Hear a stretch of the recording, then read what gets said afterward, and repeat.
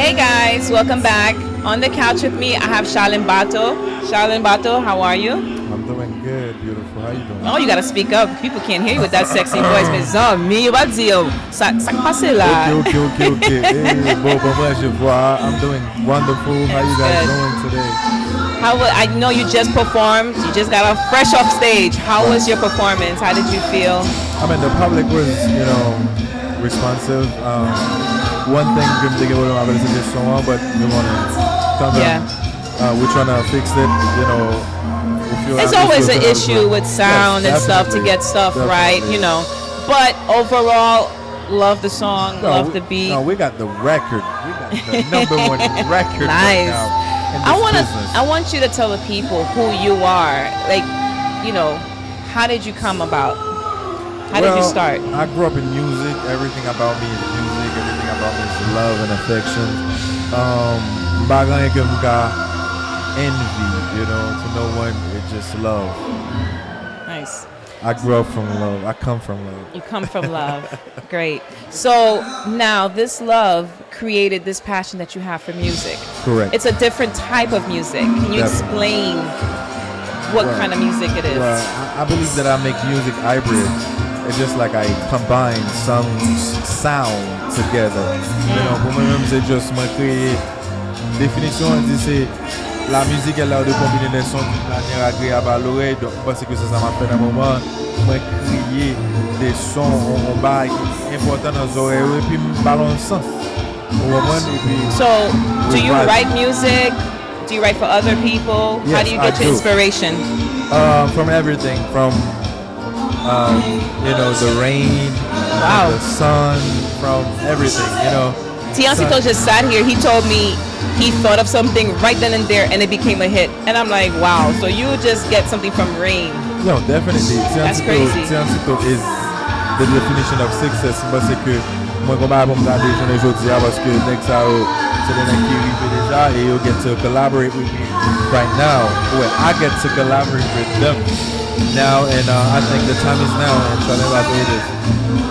So when you hear Charlin Bato, that's the brand. It's the brand. Explain people how. Welcome aboard. Welcome aboard. I cannot wait to come aboard. When is Welcome Aboard coming out? Well, I believe she sounds like she knows something. I know nothing. I'm sitting here. I'm innocent. Innocent. Moi, quand je dis que je travaille sur différents projets, mais ce que je fais dans le moment, c'est, take a time off, when it comes to Charlin Bato, et puis focus sur l'autre artiste qui besoin d'être. Des artistes comme ça, c'est qu'on y a soit dans le jazz, ou soit des solo artistes. Donc, moi, c'est que dans le moment, on va découvrir sur différentes collaborations, et puis, on a later date, I'm doing an album. Nice. I can't wait for that. Definitely. Is there any artists that you want to work with besides, I know you're working with Tiancito, is there any other artists you want to work with, whether they're Haitian or not Haitian? Well, it's hard. Bon, c'est pour surprise parce que pendant que on postait, m'a fait avoir T-Vice, wow. I can't wait for that. Oh my gosh. Yo, guys, T-Vice got a record. They always make hits. No, definitely. They should be called the hit makers. Legends, right? Legends, yes. Icon. Yes.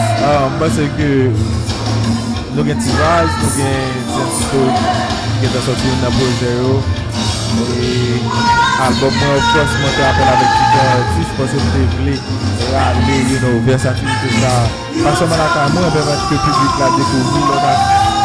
Il faut que ce soit pas bon pour nous, mais qui nous déjà, mais nos différents genres musicaux. Donc, I'm happy doing what I do. Now, I know you're talking about artists. We've had a little issues. You hit a rough road with certain artists. Talk to me with this impulsive thing. What's going on with that? Nothing. Nothing? What happened? Nothing. It's all love. Nothing. It's all love. Nothing. It's impulsive. It's jazz tout le monde. Yo, nothing. Nothing. So that's it. Beef squash. On peut crier. Non. On n'a pas la game back on it, non? On boit toujours.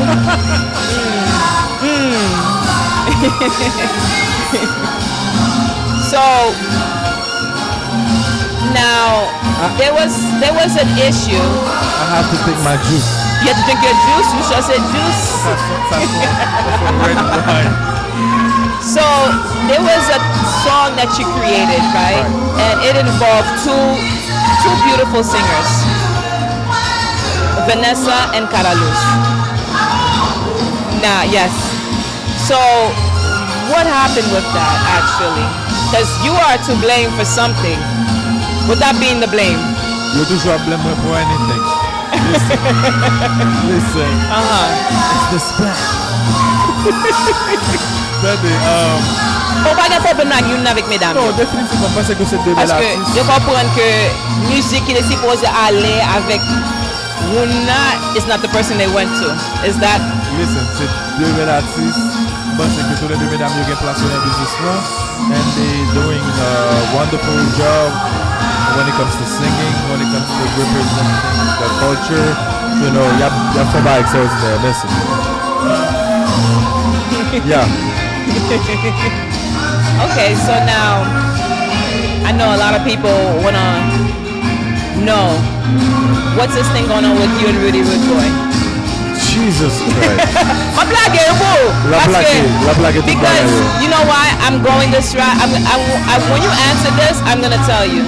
Well, there's nothing between me and the boy. The boy. It's just a boy. Hey, what got to the boy? It's really rude boy.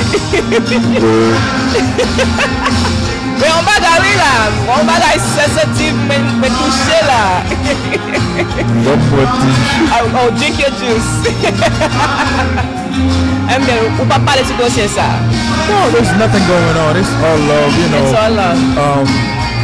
He's a real artist, and you know, pas sauter monsieur nothing but, you know, good luck, you know, avec real. So now, the reason why I took this route, how do you feel in the HMI as an artist? Do you feel like you're being held back because you're trying to project yourself in a different image? Do you feel stuck where you're at right now? Well, I don't feel stuck because it's a state of mind. I just feel like I need the right people around me. You know, I need to. Exactly. You see what I'm talking about? You're the perfect item. You're the perfect element. But c'est que dans moment là, solo artists you have take over the business. I'm not even talking about, you know, Kenny Haiti, big superstar. Yes. Baki Popile, big superstar. Yeah. Trouble Boy, big superstars, and so on. So when pour l'autre artiste qui a venu, que me passe dans le moment que business n'a besoin de assez. Nous besoin d'artistes à une chance qui pas bien jazz. Nous pas bien jazz. Moi-même personnellement pas bien jazz. Même parce que nous besoin d'aide des promoteurs qui sont habitués à faire des gros events avec des gros balles qui vont commencer à réunir même groupe Mounsao en face des solo artistes qui ont des big records out there tant à chaque fois. Album back qui sorti là, Kenny Haiti va faire un travail extraordinaire. Donc je pense que pour nous commencer à réunir tout solo artistes à un côté, ça va rien jazz et puis on va créer un concert qui va changer le business, qui va le porter plus comme pour tout le monde. Yes, that's true. So, vous devez nommer tout nos ensayo. Est-ce que vous avez un chant avec eux? Yes, we've been working together. That's the dream team. The dream team, yes. Yeah, that's what I want to hear. That's the dream team. Yeah, you know, we've been working together since I don't even remember when. A while. You know, way back, you know. Parce que l'album back il a fait un succès extraordinaire. Nous va cacher. Trouble Boy fait que l'album est là. Yes. Et quand pilote qui a l'album qui me pense qui mérite une attention bien spécifique. Parce que c'est pas toute musique comme si je radio qui a lagué pour dire c'est commercial. Mais il y a des musiques qui ont tiré de leçons là-dedans. Donc je pense que l'important pour nous attendre et pour nous voir qui ça jeune artiste, solo artiste bien pour offrir business noir. Donc moi-même à chaque fois it's one of my records. It's just like crazy parce que je attendre que musique va le faire tout bagage ça. Donc, moi, je remercie fanatique, bon Dieu, avant tout, et puis inspiration qui est venue de par lui-même, et puis fanatique qui va faire un travail extraordinaire. C'est hier. So now this album, is it gonna be like a half compa, half R&B? Because You're getting there. I need to know more. You see that? You see the. I know nothing. I just want to know. They would say I know nothing. But you want to bagay. Where can we See, he knows nothing either, right? He knows nothing. He knows nothing. Anyways, well, what was the question again? So is that what we have to look forward to? Is it like a half reggae? Well, not reggae. Sorry, half R&B, half compa. Correct. When it comes to my album, I feel like when they're supposed to offrir fanatiquement une versatilité de musique que moi j'ai créé. When it comes to Afrobeat, like Timama, Nice. That was Timama. nice. That's one of my records. You know, toute la ria kon musique ça. Et l'autre dans musique tant que Only You qui crée des l'autres artistes qui jouent à cap briller dans façon par eux. They are not compa. It's not. What would you classify it as? Their music. Music. I mean, The love for music. That's what I'm talking about. Yes. And when you feel like à chaque fois there's a lot of instruments that can meet in creativity music ça. And I feel like right now music ça pour l'autre niveau dans même. You know, là regarde Canada, là regarde Paris, là regarde Antilles, tout côté après de musique ça. Et spécifiquement en Haïti qui aime musique ça. On TikTok is #1. So right now back I complain about, you know, love fanatic when it comes to my music, because when I put my music out there, it just skyrocketing, you know, sky's the limit. So on my album, definitely I'm doing different style, I'm doing different flavor, parce que l'important pour moi, parce que pas seulement des fanatiques qui t'ont dit comme ça, mais il y a des jeunes fanatiques qui habitués avec différents genres musicaux qui pas obligés comme ça. There's a change coming. I feel it. There's a change in the shift in the HMI. Tout le monde. Yes. Tout le monde sent-il. Et, you know, Coco Doudou, you know, someone inspired it. Et parce que monde ça content et nous inspire tout le monde pour faire un bagage qui est différent dans la musique aujourd'hui. That's true. So, let me ask you this. Have you performed in Haiti? Oh, definitely. When was the last time you was in Haiti? I was in Haiti with Gracia Delva. It was Gracia Delva. Yes.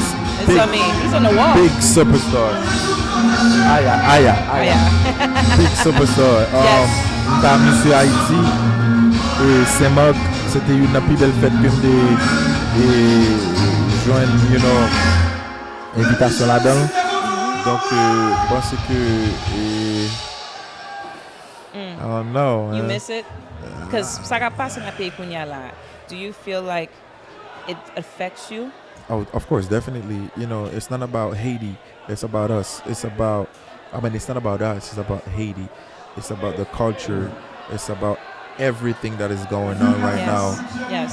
The people need, you know, a better, you know, education, better health, better everything, better water, everything. You know, it starts with us. Yes. Dans le moment que tout le monde peut mettre tête ensemble pour nous porter un changement. Et je pense que it's possible. Everything is possible. Well, can you tell your fans where can they find you if they want to book you, if they want to purchase your music? Is your music on Apple, Spotify? You know, let the people know. Well, Charlin Bato everywhere. CHARLINBATO, tout côté net. Okay. Well, guys, here you have it. On the couch with me is Charlin Bato. Until next time, I have another artist coming. I'll see you soon. Bye. See y'all.